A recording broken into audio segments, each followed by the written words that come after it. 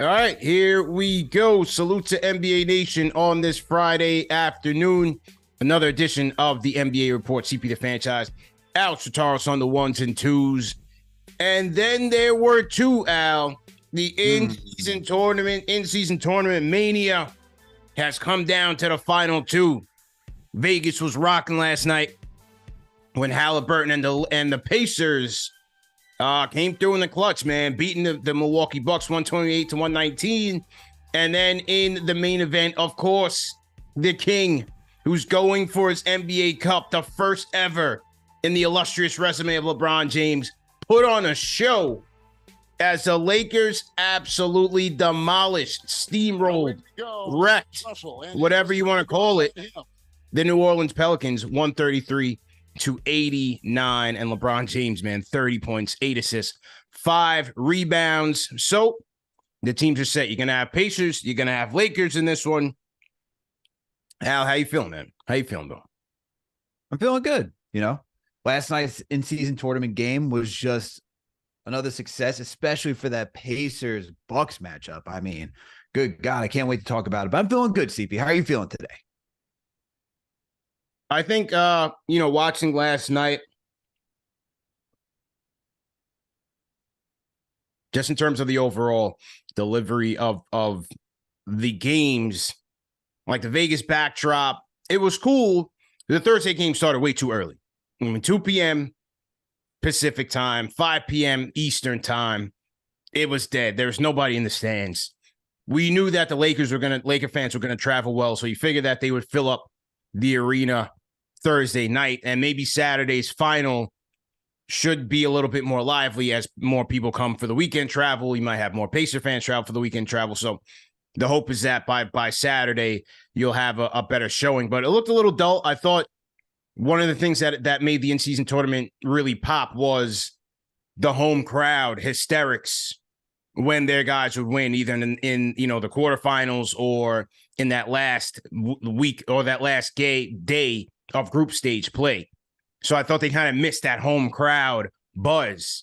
So it'll be interesting to see how they handle that going forward, or will this event continue to generate more and more buzz in future years where you get that crowd there converging on Vegas even on a weekday. So interesting setup. I did like the ESPN TNT collab. I did like that, having those guys engage with each other, and Charles Barkley talking to Stephen A. Smith. And I did like that because I do like both shows for different reasons and different characters or different analysts on each of those respective panels. So I did like the convergence there. But yeah, what do you think about the delivery before we get into the games? I thought, what's interesting is that ESPN said that there was 16,837 people in attendance for that Pacers-Bucks game. So it seemed like there was a good amount in the crowd, even though it started off being dull, but it looks like people were piling in right after the game. So I don't know. I thought the lighting, the lighting was they did dim it. They did, man, it was pitch black in there. It looked like the Barclays Center. But I think it may have been, for one, to illuminate the stage, right? To illuminate the court, give it that stage presence. Right. But also to show, like, hey, there's a couple gaps in here. We can't be showing off our new event. And it's a little spotty around the arena at 2:00 Eastern time, or Pacific time, rather. So I think the dimming of the lights served both of those purposes, and it looked okay. Looked pretty good, man. But on these games, you had the Bucks and the Pacers tipping this thing off, and boy, it just seemed like neither team wanted to play defense at one point of this game. A frenetic pace, and in the end, once again, the Pacers, led by their maestro Tyrese Halliburton, out-executed the Bucks. Despite the Bucks, because coming out of the half, Pacers were up by like 12, 13. Bucks scored 43 points in the third, but then get outscored 18-7 in crunch time. And Halliburton and those boys pull away, man. Halliburton, 27 points, 15 dimes, 0 assists, Al. What you think about this game? I thought the Pacers game was just fantastic, CP. I really enjoyed it thoroughly. We got to see two offenses really duke it out. And this was a big question coming into this game, was that could the Pacers compete with two elite level talents in Damian Lillard and Giannis Antetokounmpo, and just Tyrese Halliburton and a bunch of role players. That's why I tweeted out CP. They were able to keep pace with the Milwaukee Bucks and get the timely stops that they needed and the timely scoring they needed by their star, Tyrese Halliburton. It was a great showing. And I think if you're looking from the Pacers perspective, because they are the winner, I want to give them their shine. If you're watching the Pacers right now, they're on quite an offensive tear right now. And they're also on like a successful role as a unit. CP, with this game, with the in-season tournament play that has happened, here the Pacers are 6-0 in their in-season tournament play. You know that? This is who they defeated. They defeated the Cavs 121-116. Then they defeated the 76ers 132-126. Then they defeated the Hawks 157-152. After that, the Pistons 136-113. They defeated the Celtics earlier this week 122-112. And now you defeated the Milwaukee Bucks 128-119. 6-0 in in-season tournament play. That is impressive considering the list of teams they had to face. You're talking about three teams that have been considered top of the East, CP, with the Sixers, Celtics, and Bucks. The Indiana Pacers are making quite a scene right now throughout the entire NBA. And they're showing that defense doesn't really matter. You know, offense is like, we're fine just with our high-powered offense. Defense, we can get the stops when we need it, but it's just spectacular to watch the Pacers do so. And it's all because of Tyrese Halliburton. As we saw last season, this team was competitive in playoff mix until he got injured. Now he is back healthy, and he came off a knee injury. Remember that. He came off a knee injury to face the Celtics, and it's like he came back with a vengeance this season because he wants to prove to everybody, look, you only given me 2 primetime games. I'm special. We got something cooking here in Indy. Put some respect on our names, especially when you see how he did Dame time. What time is it? Forget Dame time. It's all about me, man. It's all about me. I loved everything about it. I loved it, man.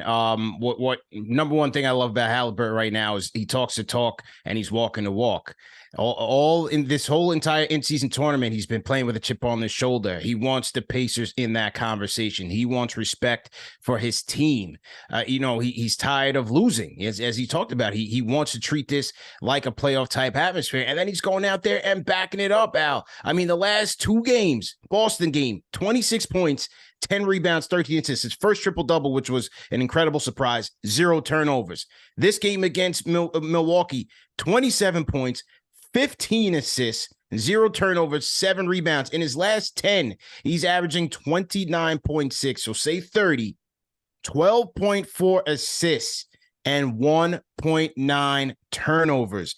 53% from the field, damn near 54, and 46% from downtown.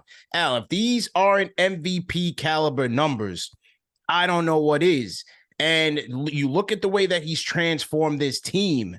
He is the very definition of MVP, the number 1 offense in the league right now, highest in points per game, the efficiency in which they run in which he runs their offense and in which he's able to score out of. And then on top of that, being able to take care of the ball. I mean, if you think about the amount of possessions that they have in a game and still 3rd in the league right now in turnovers per game, how careful they run that offense and protect the ball and don't waste possessions.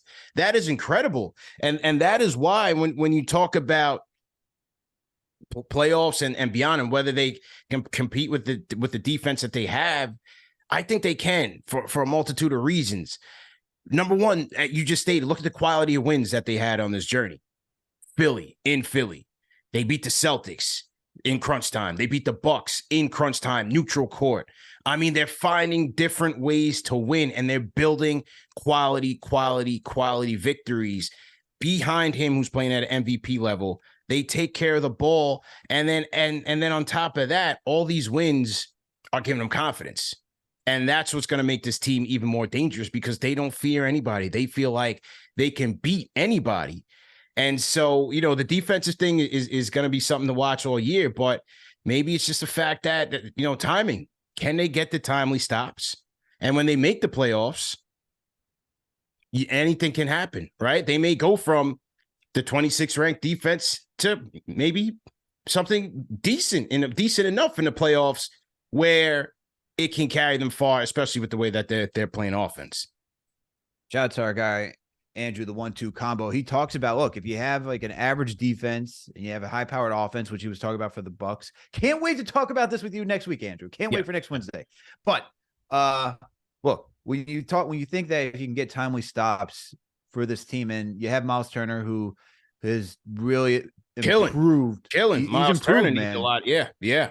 He's improved, and even his whole demeanor, man. He's gone from being just like this, like for Mitchell Robinson, like, as we cover the Knicks, like from being like this guy who's a little quirky, has a little moments where he could be a little goofy, and purposely so, just to be funny and just bring levity to the room.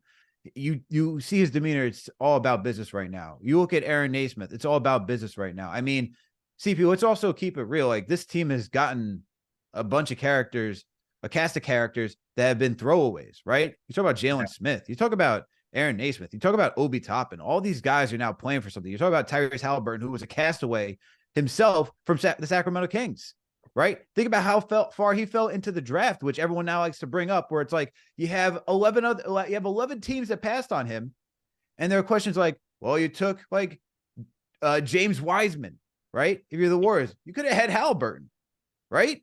Like these are all things that you look back now, they're all playing with a chip on their shoulder, and they're all trying to prove something. And with this team right now, the way that they're playing, it just says that. I mean, look at Buddy Hield too. Throw Buddy Hield in there, right? He's playing really well. This entire team has a chip on their shoulder. They're trying to make some noise. They're trying to show that, hey, other teams didn't believe in us. Other teams didn't give us the right fair shake. Let's show them that we're special and we got something cooking here. And look, you got to shout out to Rick Carlisle, man, because this is the way that he's running this team and allowing each player to be themselves.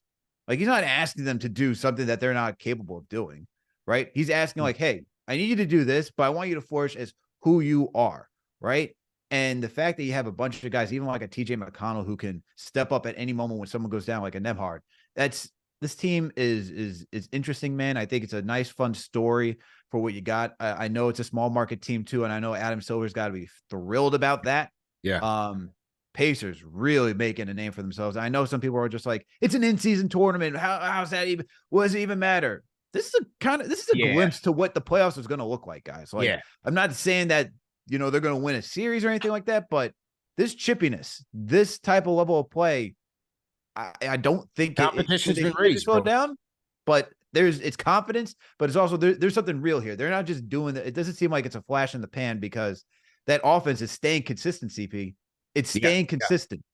Well, they're all flowing behind Halliburton. He's the straw that makes the whole thing go, because it allows everybody to play their role and play their position and just be ready. I mean, look at the passes that he was throwing out there last night. Super unconventional, very unorthodox. Even his jumper, completely unorthodox. But that's just him. That's just how he rolls, man. And to see him performing like that, doing what he did in crunch time, it's incredible. And they're getting contributions from everybody. As you mentioned, Miles Turner himself. We talk about Halliburton. Miles Turner had 26, 9-18 shooting, 10 rebounds, 3 blocks in this game. You had 10 from Bruce Brown, who hit a big shot, who had a big steal, and forced the putback lay-in by I think that was Mathurin in the end when the Bucks kind of turned it over. You had Obi with 14. How about the dunk from half court? That was insane. Their bench players, Nesmith playing with a chip on his shoulder. I'm loving the way that he's playing defense, taking on the challenge. He's going up against Tatum the game before. He's going up against Giannis. No airspace. Is playing physical. And the rest, for the most part, they were letting him go. Some of the more egregious ones, they're like, all right, slow down. You got to relax a little bit. But they were letting him get some travel on TJ McConnell. That layup. Yeah. But speaking of which, TJ McConnell, the most annoying player in the NBA, 9 points, 4 dimes, 3 steals off the bench. Incredible. I thought Nebhard gave them some really, really good minutes, especially in the third quarter. It was unfortunate that they lost him to injury. And then you have Mathurin, their start kind of allows Mathurin, a high lottery pick, to kind of flow under the radar, do his thing, and build his confidence up while the team is still competing. So I think they're in they're in a really good spot, man. And then with Halliburton, it's like I'm watching him, and we talk about the classic point guard play is almost a dying breed. And then you watch him play, man. Like, we haven't seen this since probably Nash. Haven't seen it since Nash. And that's a while. Yeah. Well, the guy who's still active in the league, who's, getting close to the end of his career, is Chris Paul as like the last true floor general. But Halliburton, the way he moves, man, it is just, you said it earlier in the show, CP. This is MVP caliber play by a point guard, and I'm gonna say Nash, because Nash, two-time winner of that award, and it's stuff that Nash does, man. Moving at a high pace, knowing how to move in transition, know how to attack the half court, constantly looking for his guys, elevating their level of play. I mean, the fact that you just go back and think about the Nash and Stoudemire days. I mean, you got that Halliburton, you got Turner, anybody. He finds anybody and makes them look great, man. And wow. I just want to see this. I'm so curious to see how the season unfolds, man, for this team, because it's a nice story, like I said right now, and they're still leading the league. CP, yeah. We're at the quarter season mark. They're still leading the league in points, like 128, and the next team is 122. This is the highest scoring offense right now in the NBA if it was to end today. And look, you can go back to the 80s where everyone high scoring was just prominent too, but this is just on another level in today's NBA, where I know they're trying to promote scoring, but the pace that they move at, CP, it is just insane. It's crazy. I need this entire season. They're truly a case study for like this entire season if they can keep this up.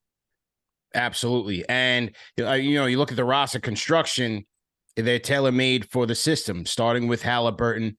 Then you go into, they have the athleticism with Obi, and they've got Mathurin, they got Nebhard, they have these guys, like they have Turner, they have three-point shooting, Buddy Hield and Turner, Bruce Brown, they got scrappers with Brown and McConnell, Nebhard off the bench. I mean, they're tailor-made for that offense, and now with that secondary cast that I noted, they're getting after it on the hustle points too. I mean, they won the rebounding battle last night against a big Bucks team, which was a surprise. And then, 23-16 second chance points, they beat the Bucks. How about this? Points in the paint, 74-60 in this one. And then they won the fast break battle, 11-7. So, they have the pieces there. They're believing themselves. Their confidence level is through the roof, and they're going to be dangerous, man. Let's pull up this tweet from Bobby Marks, who gave a little diagram into, or a little look into, what the assets in the war chest looks like with the Indiana Pacers. Lowest payroll in the NBA, 9.7 in cap space to absorb salary. Wow. 14 players earning between 2 to 22 million, up to 5 tradable firsts, 10 seconds available, and potential to have max room in 2024. In a great spot. Great spot. Great spot. And if you're the Pacers and you're looking to add this offseason, or even by the deadline, CP, maybe Siakam. You got Toronto in the wings. Think about it. You got Toronto in the wings, man. Like they have no idea what they're going to do. You got three players in OG Anunoby, Gary Trent Jr., and Pascal Siakam that could potentially all be out of there in one offseason. And if you're the Raptors, who are not a good team right now, like you got talent, you're trying to build around Scotty Barnes, and you're someone like the Indiana Pacers, and you're like, hey, we need to add defense. Let's see what OG Anunoby's. Let's see if we can get OG Anunoby. Let's see if we can get Pascal Siakam. Hey, why not try both? You know what I mean? Yeah. And that will be the interesting part of the season, I think. Do the Pacers make a move in season, or do they rock with what they have right now and not ruin the good vibes that they have? Because they're 5th in the East right now, CP. They just passed the Knicks, even though they have the same record. But that's what I'm looking out for. Are they going to make an in-season move, or are they going to ride it out and then do something in this offseason? Yeah, gonna be left to be seen, man. I mean, you certainly have to like the pieces that they have right now, but if they do have the ability to go upgrade and get Halliburton another running mate, I mean, they're in a great position to strike right now, and they can absorb some salary. So they may want to take on a ballooned contract who's on an expiring deal just to help, whether it's defense or adding to what they already have. So they're in a great position. And we're gonna get into our finals preview, but I got a hard time picking against this team, man. I mean, beating Boston, beating this Milwaukee team, the Pacers, they're just on a mission, man. So I have a hard time doing that. On the Bucks side of things, listen, man, I didn't expect them to get any stops in crunch time. Like, just keeping it a buck. Why? They need an upgrade. They needed look. Connaughton was out, and they got Jay Crowder out. We'll see what happens in terms of as the season goes, what they get out of Beauchamp, Jackson Jr. and Green. They need defensive answers at the guard spot and the wing. They need that in the worst way. Dame and Malik Beasley is not going to turnstiles. It's turnstile. It's not going to cut it. And you're using, I think they're going to get to a point where they're going to overuse Malik Beasley. Like at this stage in his career, he's always been like a role player. He's a role player, maybe a bench scorer. That's what you want him to do. Go out there and fire away. But they need someone else that can do way more than that. And he's not going to be able to get them that because Dame is going to be limited, but Dame gives you so much on the offensive side that, all right, we're going to give and take here. But adding Beasley to that mix, there's no way. There was no chance, man. There was no chance that they were stopping the Pacers in crunch time last night. They just couldn't get a stop. For sure. And look, you mentioned the injuries of Pat Connaughton and Jay Crowder, and I'm wondering how much of a difference will they make when they come back? Because I feel like that to them, like Jay Crowder is that guy who adds that defensive intensity that they need. So with him out, you start to see what happens when this Bucks team is not fully healthy. I'm wondering when they get back, is that enough? Did the Game of the Week preview for Knicks Fan TV with Rohan Kati, who covers the Bucks for the Euro Step podcast. And he said he believes that this team's going to make a deal by the trade deadline because they have to solve the defensive woes. And you just saw it against the Pacers, man. You needed stops. And the fact that you have Giannis and Dame, and that's why I went to this. That's why I tweeted what I did. You have arguably two top 25. You have two top 25 players. Not arguably. You do. Yeah. You have a top 5 guy in Giannis Antetokounmpo. Yeah. And then Dame could be somewhere between 10, 15, 20, 25. Yeah. The fact that it's just Tyrese Halliburton and his merry men out there just scoring at will. At will. That's tough, man. If you're the Bucks, and I get that you have a rookie head coach in Adrian Griffin, who you see Bobby Portis is now expressing frustration with because he wants touches. He wants it to be called differently and so forth. And, you start to see this when you bring in a rookie head coach. And, you had Budenholzer there. You had Drew Holiday. You also had Grayson Allen on that team, and the defense was fine. And it was like, we'll work on our defense. And then we got Giannis. We got enough to make some offense happen. Now you go through this full offensive trajectory. And the questions that we have for the Pacers is really what we should be having for the Bucks, because now it's like, can you maintain what you're doing with two of the best players in the NBA? You have a guy who's so great at crunch time, but in crunch time, it didn't matter. Yeah. It did not matter. And you traded I'd say all your assets, but you traded assets. You traded Drew Holiday, you traded Grayson Allen. You made a big deal. You made a big move in order to get him on this team. And somehow, while it can look good during the regular season at moments, in big games like this, it looks like it's coming up short. And I know they beat the Knicks earlier this week, and they shot just lights out, 60% from the field and 3-point. But look, you're talking about a team that doesn't play defense either in the Indiana Pacers. It's not like they got like one of the greatest defenders on that side of the on that team. What you got to be looking at yourself internally if you're the Bucks and like, there has to be a change coming soon. Yeah. No question about it, man, because if not, then they're going to be relying on their offense to lead the way. And, it's not impossible. Like they certainly have, they have time. They just need time to get it together, time to gel and build some trust and some chemistry, especially down the stretch, because they get into those little ruts where they get a little bit lost on the offensive end. And again, you have the talent in terms of Giannis. You have the talent in terms of Dame to overcome cohesion and chemistry issues, because those guys can just snatch the ball and just go get it themselves. But sometimes when things slow down, you're going to need to execute. And that's where they got caught in the in-between last night. And that's where Giannis's post-game comments about the offense seeming lost sometimes. Bobby Portis called out Adrian Griffin last night.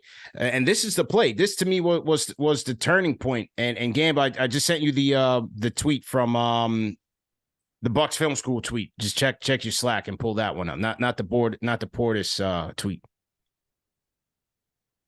This was the play right here. It was oh shit, I just closed my window. It was, I'll tell you the play right here. This was the play. I just totally lost my spot.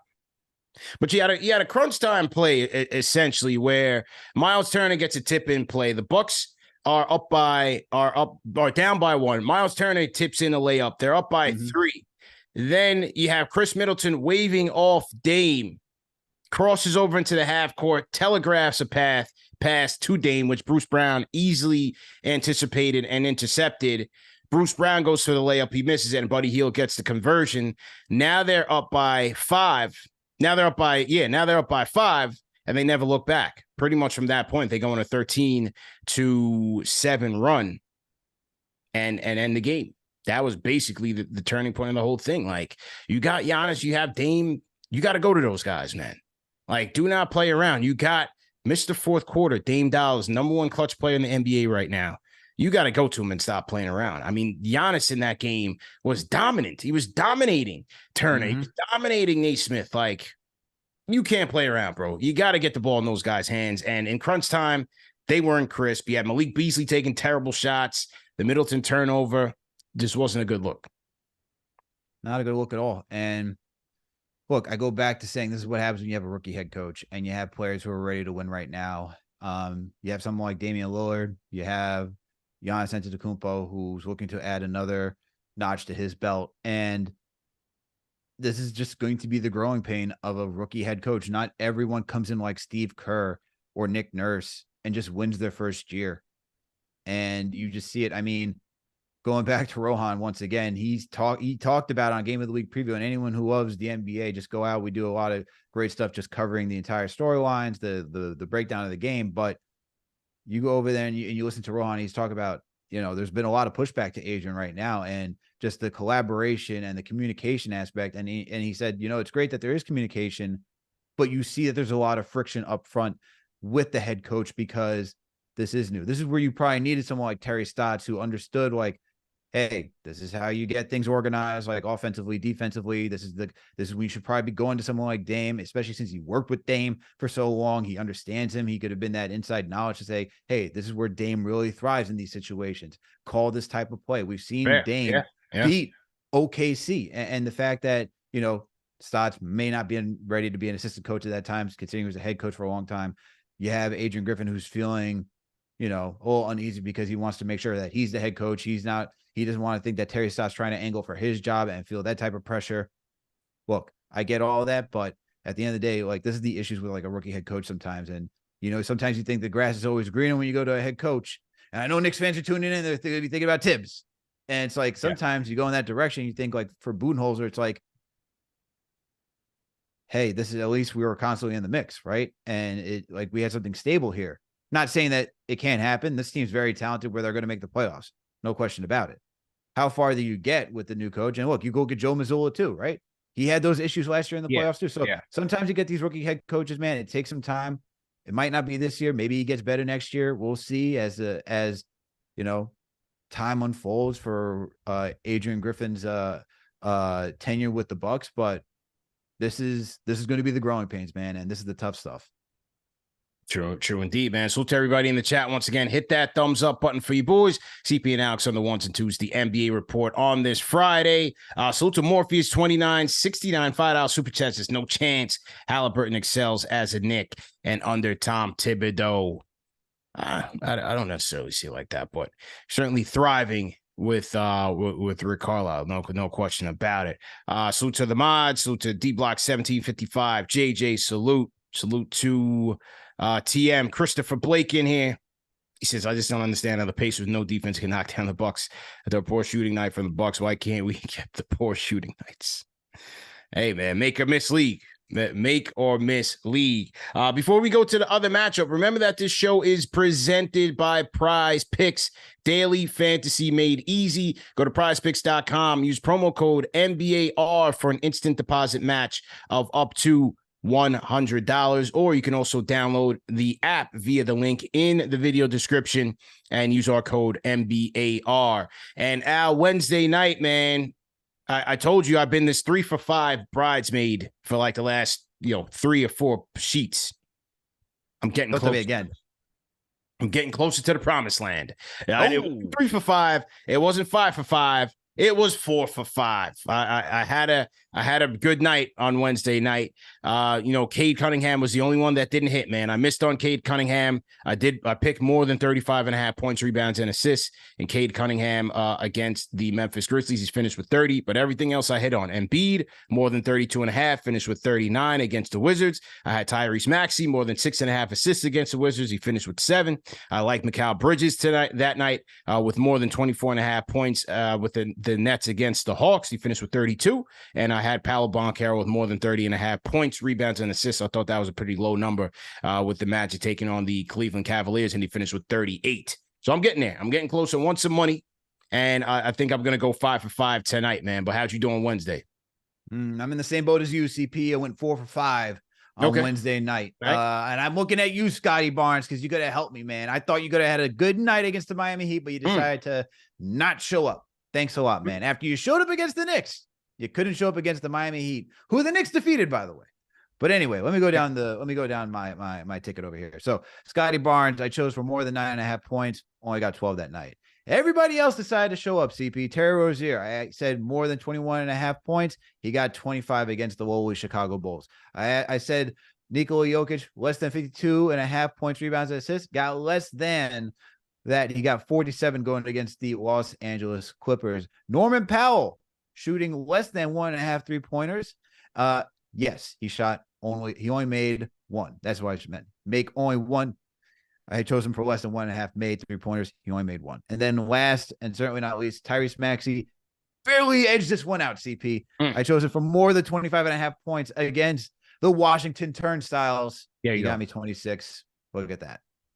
There you go. Once again, go to prizepicks.com, promo code NBAR for an instant deposit match of up to $100. Lakers and Pelicans, man, the main event of the semifinals for the NBA in-season tournament.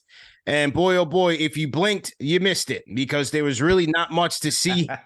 It was just LeBron James waltzing up and down the court, embarrassing every player on that court, being the best player on that court. And the Lakers won by 44 points. LeBron James out with 30 points, 8 assists, 5 rebounds in 23 minutes. Good God. Anthony Davis chipped in with 16 and 15. You had Torian Prince with 15 the other night. You had D'Lo 14.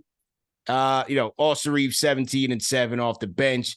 Easy peasy night for the Lakers. Offensively, obviously, it was LeBron leading the way. Defensively, look, they just locked in, but overall, their energy was just 10 times better. It looked like this Pelicans team just had no interest in this game. You knew LeBron James was trying to take this thing and that he's going for his first NBA Cup. I mean, it just looked like they weren't even there. But here we go again, man. LeBron James, 39 years old, bro, accomplishing what no one else has ever accomplished at this age, sprinting down the court, drawing offensive fouls. I think he took 3 charges last night. He's 39 years old. There is no other player in NBA history that has averaged this much in their 21st season. I think it was Vince Carter. Vince Carter was I think it was 8 points per game, Vince Carter, in his 21st season. LeBron James is averaging 24 points per game. 24 points per game, bro. Dude, this guy is just incredible. He was dialed in on another level. See, I don't know how he can continue to do this, CP. Yeah. I don't know how he can continue to do this. At his age, it is just phenomenal. shout out to the kid Mero, who you interviewed on Knicks Fan TV. He did him and Mello have their new podcast, 7 p.m. in Brooklyn. Awesome podcast. Shout out to them, man. I really liked episode 1. And you hear Mello just talk about the discipline of LeBron James in that episode. You could see what he's talking about, even though Mello didn't go into the details. Yeah. You just see it, man. You just see it because the fact that LeBron came out onto this court, dropped 30 points in 23 minutes, 9 of 12 from the field, CP, 9 of 12. Okay. He was the best one on the court by far. And when you and compared to Zion, who's supposed to be this next generational talent, but LeBron's just doing fantastic things. I mean, it's just incredible. I just don't even know what else to say about the game. It was just really over to me. It was over by the third quarter. Like the start of the third quarter, it was close by the half. You know what I mean? It was close at half, but third quarter, I mean, that's where it all went downhill for the Pelicans. 43 points to 17. 43 points to 17. LeBron in that third quarter, dude, was just like, nope, I'm putting this game away. You guys aren't real. I want that. I want that. I want the medals. I want the hardware. I want to add another notch to my belt. Fantastic work by him, man. I don't know what else there is for him to do. I mean, he went 4 for 4 from downtown, 8 for 8 from the free throw line, got 8 assists, 5 rebounds. This guy, I'm not a big plus minus guy. I don't really like that, but it was a plus 36, which I think accurately tells you how great he was last night. He just does it all, man. He just does it all. And the one that really stood out to me was he was baseline close to the left 3-point line, had his back to the basket. He sees Anthony Davis right there, throws him the lob. AD gets the dunk, and then makes it just look easy, man. LeBron makes this game look way too easy. He feels like he can go for another 5 years, man. Really feels like he can go for another 5 years. Easy. And it's one thing if you want to say, sports medicine has truly evolved. Sure, you could put that as one of the reasons. Absolutely. But if the fact that this guy's still playing at the top of the sport at this age, this is not just, Vince played until what? He was like 43, whatever, and he was still good. He's still in great shape. Okay, look at Vince. He could still hang, right? With Vince, the conversation, he could still hang out there. With LeBron, it's if he's not playing his A game, the Lakers can't win. Right? Like you're not just happy to have him here. You need him to be successful. He is still the main piece, the artery of that team. It goes through him still at the age of 39, which to me is remarkable, man. It's absolutely remarkable. And hey, and look, when it comes to the NBA Cup, you wanted the players to buy in. Who better than the face of the league? He's bought in. Who better than the face of the league? He wants it. Hey, go for it. And show your teammates that. I got a question, man, because I'm looking at some of these rankings that came out and I'm seeing like who are the top 5 in the league right now. And I saw Devin Booker. I've seen other guys over LeBron James. And I'm like, this guy's still dominating. Why is he not in the top 5? Like what is happening to the discourse of basketball where we have LeBron James out of the top 5? Why is Tatum over this guy? It's ridiculous. What is it? What are we doing here? Like this guy is legitimately out here. Help! Like I don't know, man. Like I don't know. And like I'm a guy who was like, I was part of that group. Was like, oh, it was fun just to tease LeBron. You don't have the championship yet. You go to the Heat. You took the easy way out. But it's like now at this point, like he's just so incredible, man. Like I respect the greatness that he is because he's been doing greatness at his position for so 21 seasons straight, bro. And the fact that you have, and we got to talk about the Pelicans because the fact that you have someone like Zion Williamson, who does not look to be taking the sport seriously, you have a guy like LeBron James, like, yo, it's not only my living, like I want to be the best at the sport every single day, every single game matters to me. This in-season tournament, you had players, as you heard in that, if you listen to Mero's new podcast, Mero's like, oh, there are guys who are like, oh, why do we got to do this? And anybody else who we talked to is like, oh, why do we got to do this? LeBron's out here is like, yo, you what? I'll compete. I'll go out there. This is why I'm the greatest. And he's showing why he's one of the greatest, man, to ever play this game. So it's just impressive. Like, you have Anthony Davis with just 16 points. Chilling. All they got to do is chill. At least CP, and stay healthy, stay durable. I'm about to say that. At least you only played 23 minutes yesterday, CP. Yeah. So he got, if Darvin Ham's like, yo, we would like to reduce LeBron's minutes, you're gonna need a lot of this from LeBron James to save him. Unreal. Then on the other side of this thing, Zion. It's the Zion topic. And we talked in the last show. I said, the Sacramento game, you look like a slob out there. But it's just incredible to me how here you have it, main stage. You have LeBron, you have Zion, and we talk about LeBron being the best player on the court. And now you have Zion Williamson with 13 points, 6 of 8 from the field, 3 assists, an absolute no-show on the main stage. And you got shown up. Look, LeBron, yes, greatness, and we're never going to see nothing like this. But you got upstaged by a 39-year-old player. He's 16 years older than you, bro. Sprinting down the court, drawing offensive fouls, defending you, trying to show that you're still not on his level. Because LeBron is old. LeBron knows everything. Oh, yeah, for sure. Right? Everything's a challenge for LeBron James. You could sneeze. He's like, whoa, I'm going to sneeze better than you. So he's out there to expose him, which he did. And it just boggles my mind with this kid, man. Let's go to the audio. Here is Zion after the post game, talking about the Pelicans' performance and what he saw out there. Let's go to the Zion video.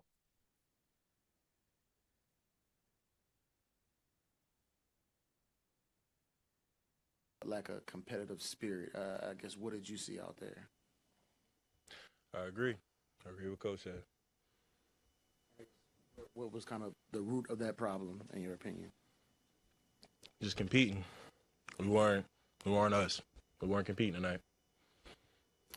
Tim, second row, left side. Tim McMahon, ESPN. Obviously this is a unique experience for you, having played in a lot of high-stakes games in the NBA. What can you learn from this? I got to be better. I got to be more aggressive, finding my shot. I got to do more things, get my team going. I think I was too laid back tonight, and I can't do that. And defensively, I got to be better. Man, and then now you have this. We were too laid back versus the Lakers, right? This is from your star player. You leading the charge, right? Don't talk about everybody else was laid back, right? Alvarado ain't never laid back. Herb Jones ain't never laid back. Trey Murphy ain't never laid back. You're the one, the primary target who's laying back. You're the primary target who, when Willie Green says we didn't have a sense of urgency, he's talking about you. He's talking about you. And that is damning, bro. It is terrible. And on top of that, you have reports now that the Pelicans and him are at odds over his weight. This is a bad sign, bro. He looks disinterested. He looks unenthused. He looks bad, bro. He looks bad out there. You look, and I'm just curious, like, because I go back and I think about the reaction of him seeing that the Pelicans got the number 1 pick. Remember that? Remember how his face looked? It was like, wasn't too thrilled, but at the end of the day, you're going to the NBA. Okay.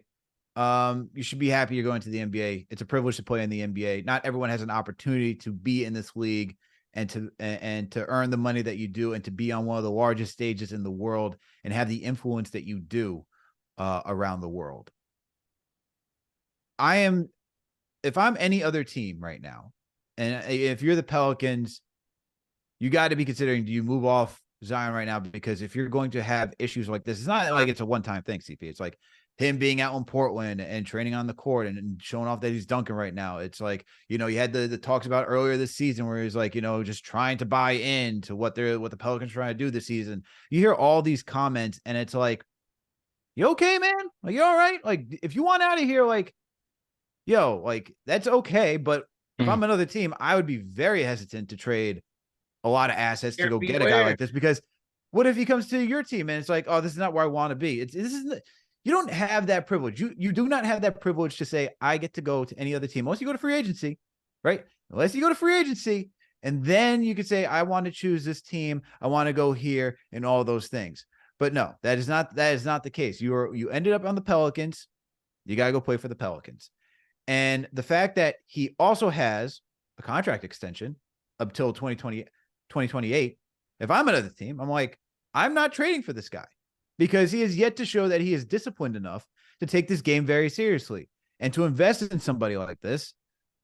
Let him stay in New Orleans. Let him figure it out. No one should go be rushing to go be to be the hero to get Zion Williamson out of New Orleans. This is just insane at this point. This guy has so much talent. I remember watching him, all the highlights before he went to Duke and all the other things. Like, can he do this in the NBA? And he had one good season, man. He had one good season where he was an all-star. It looked like he was on the right track. And then obviously the following season gets injured early on in the year when the Pelicans were leading and they were number one team in the West. I don't know what's happened that he feels like this. He's in the news too much, man. You're in the news too much. And if you're in the news too much for the wrong reasons, and if you're in the news a lot for the wrong reasons, you're not showing that you're serious about the sport. And that's where you're like, in Shark Tank, I'm out. It's a bad sign, bro. He's getting exposed out there. It's a bad sign between the weight stuff. Is he bought in? Now it just looks like he has no heart. I mean, Shaq said on the telecast, he talked about the fact that when you look at certain athletes who are at the top of their sport, they all have that eye of the tiger, bro. They all have that look of a ferocious competitor. Like Kobe had that, LeBron had that, Michael had that, Duncan had that, KG, like you could just see it. Like night in and night out, like you were going to get their greatest and best effort. And with him, bro, he just looks like he's going half speed all the time, doesn't play defense, doesn't run hard. He doesn't play hard. Like I'm saying, bro, LeBron James is 16 years older than you. And he is by far the best player on the court. Like Zion wasn't even the best player on the Pelicans right now. That's a bad sign, bro. That's a bad sign. No wonder the trade rumors were popping up last year. And when David Griffin says, "Oh, it's not true," I don't believe a word of that. They were probably out there looking for feelers. Sure. They're trying to get out from under it. There's something is just not clicking with him and the organization, bro. And now that he looks like he's got motor and heart issues, that's a bad sign, bro. I don't see it in him right now. Yeah, and I don't know what unless you're getting Zion on the real cheap, I don't think it's worth to trade a couple firsts to go get this guy and ask for another. Well, you got this season and 4 more other seasons of just saying, hey, is he going to like it? Because here's my thing. And we've seen this with James Harden. Oh, I'm not happy in Houston anymore. Get me out of here. I'm not happy in Brooklyn being with Kyrie and KD. Get me out of here. I'm not happy in Philly anymore. They don't value me. Now I go to the Clippers. Is that going to be the same thing for Zion? And the thing is, like, he's hadn't even had the success as James Harden yet. Yeah. You know what I mean? Like where James Harden was an instant bucket in Houston. You knew that man could drop 30 on any given night if he wanted to. And for Zion, he hasn't even been healthy long enough to say, hey, I could do this consistently and I'm bought in consistently. And I have my qualms for like how James Harden handles his business and how he wants out of like certain situations and isn't always bought in and could just look past of just like the me and just say, hey, got to think about the team and all that type of stuff. For Zion, it's like, we haven't even gotten to that point where at least with Harden, you're like, well, at least I know what he did on Houston. I know that he could be bought in because I've seen what happens before. But for Zion, it's like, how do I know if he leaves to go to a new situation that he'll be bought in and be happy with that situation? If he's not happy with that situation, he's going to do the same thing now. Because if he does it on the next team, then it's like no one's going to take that chance until that contract ends. And it's like, yo, we'll give you the bare minimum and we'll give you a tryout. But we're not going to give you this 35 north $40 million contract that you're earning right now and say, hey, let's try things out. Yeah. Finals preview, man. Lakers, Pacers. How you see this thing playing out, man? Where are you going with this? Whew. I don't know if I should go against the Pacers I'm scared. But at the same time, I have a hard time not choosing LeBron James, man. The thing is that when it's all said and done, I think the Lakers can get more of the stops than what the Pacers can do. And the Pacers are a great story. Don't get me wrong; they deserve all the recognition that they're getting right now. But it's LeBron James, man. It's LeBron James of the Lakers. It's Anthony Davis. Okay, when LeBron wants to win, when I have to choose, if I have to choose between Tyrese Halliburton or LeBron James, and who wants to win, how am I not going with LeBron James against what you like to say, CP, the young whippersnapper? Well, I like both story. I like the storyline going into this, man. You know, the king of the sport, the Vegas backdrop for him, Halliburton making a name for himself through this tournament as trying to be the guy, and really, you know, with the quality of wins that they've had, as you mentioned to start the show, leading up to this. I love how the stories are converging, the old guard versus the young star in the rising. I love it. I counted this Pacer team out twice already. I'm not going to do it again, man. I think they have the confidence, and with Halliburton playing at the way that he's playing, I think they win another close one. But this team is just they're just playing for something right now that I don't think any team is really prepared for. Their ability to just get points, run it up, get out in transition. You know, Lakers defense will be much more formidable than the Bucks. I'll give you that. But their strength lies in their front court and on the wing. I do wonder who will draw the Halliburton matchup. Will it be? Yeah. Will you see some Vanderbilt? Will you see some Prince? Will you see Cam? I think it'll be Cam. Maybe Cam gets a start on Halliburton. As a matter of fact, I could definitely see that. Yeah, I think Cam getting that. You know, Torian Prince, Cam drawing that assignment for sure. Yeah, I'm going to go with Cam. I'm going to go with Cam as the first guy to see if he can stop. I mean, come on, Halliburton's a tall guy. I mean, that's the whole point of what the Lakers did this offseason to get that wing depth, to have that wingspan, the height to go against any other matchup. I think it's going to be Cam. Cam's been playing solid defensively so far since being in the starting rotation. I hear you, CP. I hear you on everything the Pacers are saying. And the thing is that it could totally happen. I mean, we're just talking about one game, right? And I think that's what's so intriguing about this. One game. It's only one game. And that's what's so fun about it, man. I love the knockout round. I we already know I was a big proponent of this thing coming into it, but the knockout round has been a lot of fun because if this was a 7-game series, it's LeBron James hands down. You're like, you think it's 7 games? Like, can the Pacers defeat the Lakers? Can the Pacers defeat LeBron James 7 times with just one star in Halliburton? Not possible. But in one game, anything can happen. And so I hear you on the Pacers, but I gotta go with LeBron James too. This is why I'm going with LeBron, man. Like I already told you, like you can't go against him, but at the end of the day, I'm looking at the interior defense. When Anthony Davis is ready and he's locked in defensively, it is tough. It is tough. I think Cam's been playing good defense. Obviously, you're not getting much from D'Lo. You talk about Vanderbilt being somebody.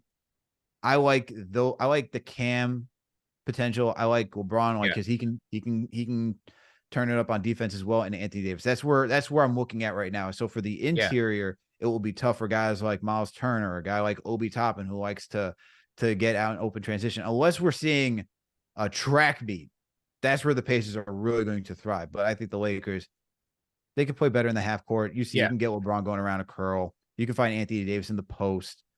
I think it's going to be them. I don't know who's going to stop.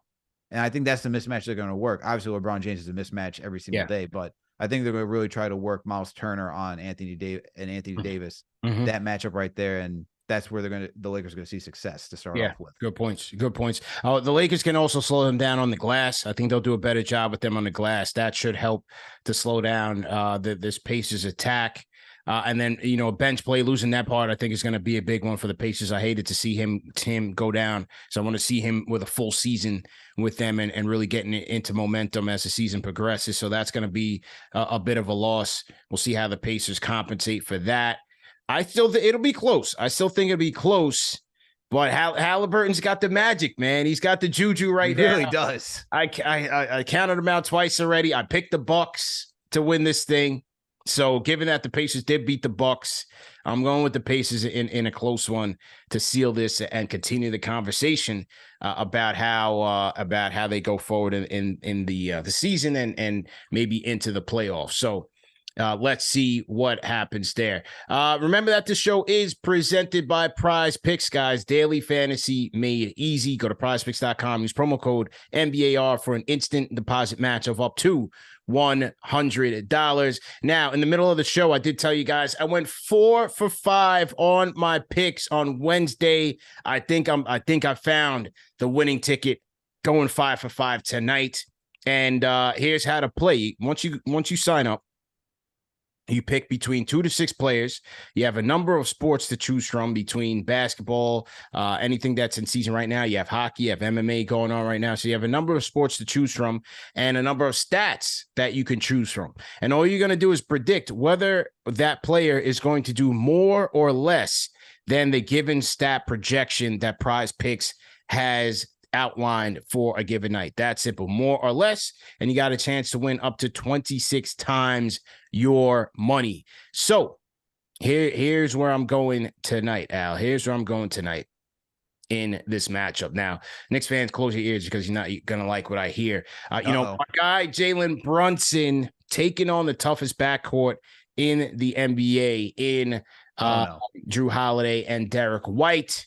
It's been a tough go against the Celtics in 2 games against them. Brunson has underperformed a little bit just on average. And so I think this is going to be another tough matchup. They're getting Porzingis back. That will also slow down the Knicks' attack in the paint.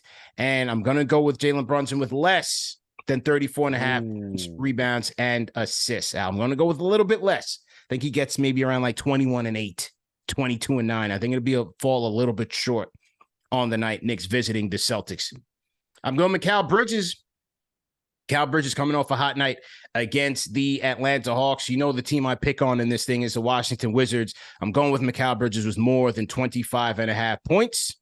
Also in the Knicks-Celtics game, Al, with Porzingis coming back, potentially pulling Mitchell Robinson from the paint, I think it will limit his rebounding potential here. And I also don't like the points outlook. I'm going with Mitchell Robinson with less than 16 points, rebounds, and assists in this Knicks versus Celtics matchup.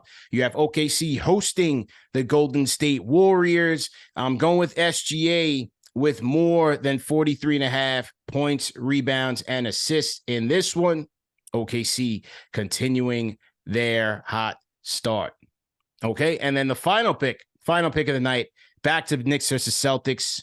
I'm going with Broadway with more than 1.5 3-pointers made. I'm going with RJ Barrett, more than 1.5 3-pointers made. Where are you looking at tonight? Woo. CP. I'm going back to the well. I'm going back with 6 picks tonight. I'm feeling lively.